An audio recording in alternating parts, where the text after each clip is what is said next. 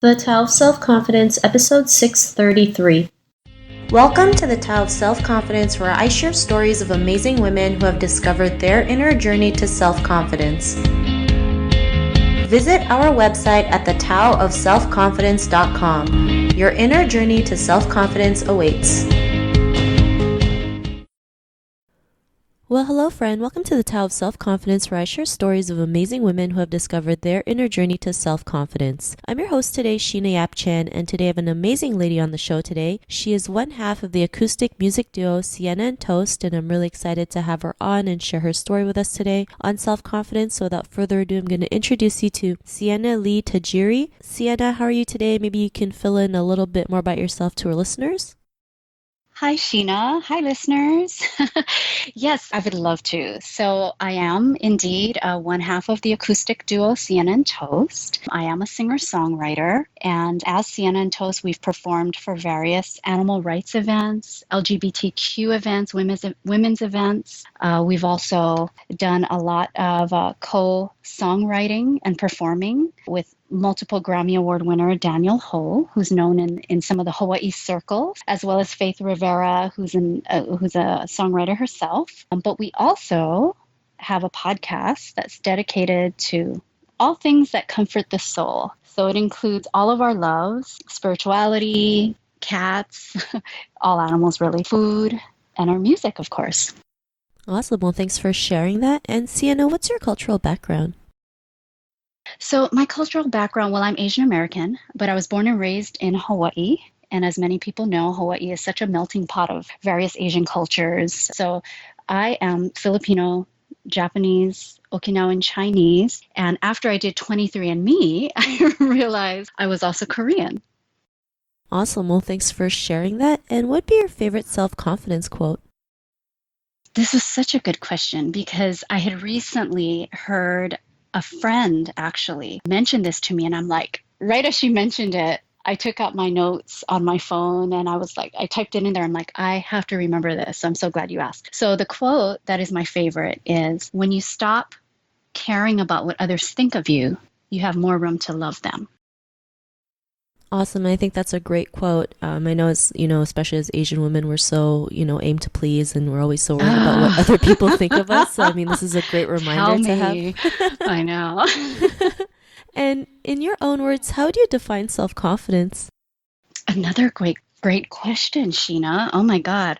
Because I think all of us know when you say, when you're talking about self-confidence, you know what it is. You have this intrinsic, knowing of, okay, I know what it is. But to be asked to define it, that's a little different. So what I landed on that felt true to me is the definition of self-confidence is being willing to be vulnerable to shine bright because you're grounded in the truth that you actually matter, because I feel like oftentimes we don't realize our impact. And when we don't realize our impact, I think that's when we have the tendency to kind of shrink ourselves, to dim ourselves. But when we realize we matter, we're impacting others, I think that gives us the strength to really, stand taller and have more self-confidence within ourselves. Awesome. Well, thanks for sharing that great definition. And Siena, what was your life like before your discovery of self-confidence? Oh my gosh. Well, I do have to say the journey continues, but before I can remember just really being at a high level of stress and just constantly, like you mentioned earlier, constantly seeking the approval of others, validation from others, making my decisions based on that. So highly stressful and probably a lot of cortisol shooting up, cortisol levels rising. So that's what it would be before. Thanks for sharing that. And I think that's something we all go through, right? The seeking the approval of others. The way we were brought up, right? It's like you have to make sure everyone likes you, make sure you do everything right for others, not realizing like it's really hurting us in the end, because then we feel like we're never enough. And especially now in the age of social media, it's like if you get 2 likes, you're not deemed worthy. So, seriously, it's crazy. That's a whole other topic. But, and what was that point in your life when you realized that, you were more than enough to go out there and be the person that you are today? What was that aha moment?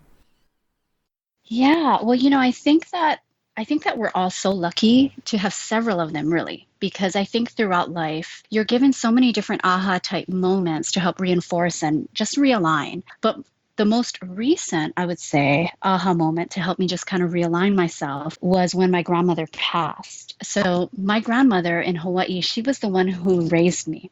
And she sacrificed so much for me, sacrificed her own dreams to give me, this great life. And when she passed, and I started to reflect on how she raised me and the values, I really had this feeling I've really been playing small. And so that was something I just felt like I want my life to really be a dedication to her, not to please her, but to honor the passion and calling within myself, my own gifts in memory of her and what she gave up. So that was really my most recent aha moment.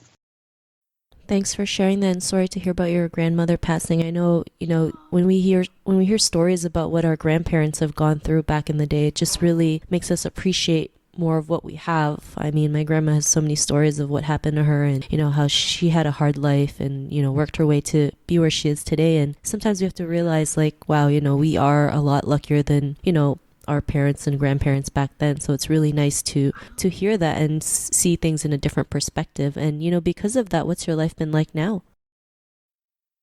So much better, and like I mentioned before, I really feel like the journey of self-confidence is a constant journey, throughout our lives. Cultivating and reinforcing it is a daily practice. But in general, I just feel this sense that I'm part of something greater than myself. And for me, it's such a good reminder that it's not all about me, and that I am just this part of this greater picture. So I feel like it's given me this groundedness and this quiet confidence to move forward. Awesome. Well, thanks for sharing that. And, to the woman who's listening to your episode, she may be in her own journey to self-confidence. What would be that one tip you would give to her? One tip I have is, and someone taught this to me actually many years ago, is to really get comfortable with being uncomfortable. I think a lot of times we see discomfort as like a bad thing, like, oh, I don't want to be uncomfortable. But I think something that is helpful to realize is that when we are uncomfortable, so many of the times it's really a sign that we're on our green growing edge. And when you're growing, you gain confidence. So that would be one tip. Get comfortable with being uncomfortable. The second bonus tip, is also something that I learned throughout the years is that, and this was something I learned especially in the performance mode. So going up on stage to sing a song, when I start to feel insecure, when I feel like, oh my God, I don't know if I can go up there, and I'm feeling low confidence and all of that, it really is a moment to realize that, you know what? I am totally focusing on myself here. I'm focusing on how I'm feeling and me. But if I can just take that opportunity when I'm doing that, first notice when I'm doing that, and then take the step in the direction of switching the focus. Let's turn the focus on others.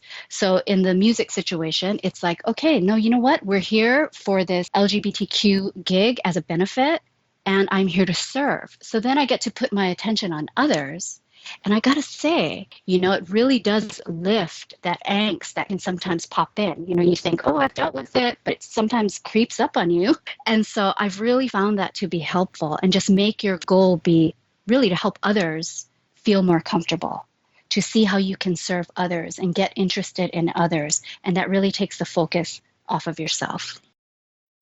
Thanks for sharing those great tips. And if our listeners wanted to get to know a little bit more about you and what you do, is there any links or social media profiles we can connect with? Oh, yeah. So we're mainly on Instagram. That's where we're the most active. So that would be at sienaandtoast.com, Siena with just one N. And you can also visit us on our website, sienaandtoast.com. Awesome. Well, thanks for sharing that. And to our listeners, if you want to connect with Siena, you can also head on over to thetowofselfconfidence.com and search for Siena's name. Her show notes will pop up along with everything else that we talked about. And I really just want to thank Siena for taking the time to share her story and tips with us on self-confidence. So thank you so much, Siena.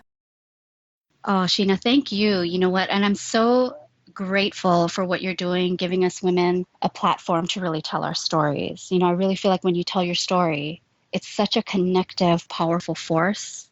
And you're giving that to us. You're giving us that platform. So thank you.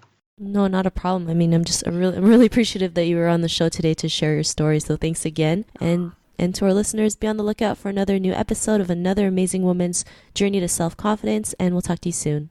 Bye for now. Thank you. Thank you for tuning in to another amazing episode of The Tao of Self-Confidence. Get your free audiobook by visiting our website at thetaoofselfconfidence.com. Your inner journey to self-confidence awaits.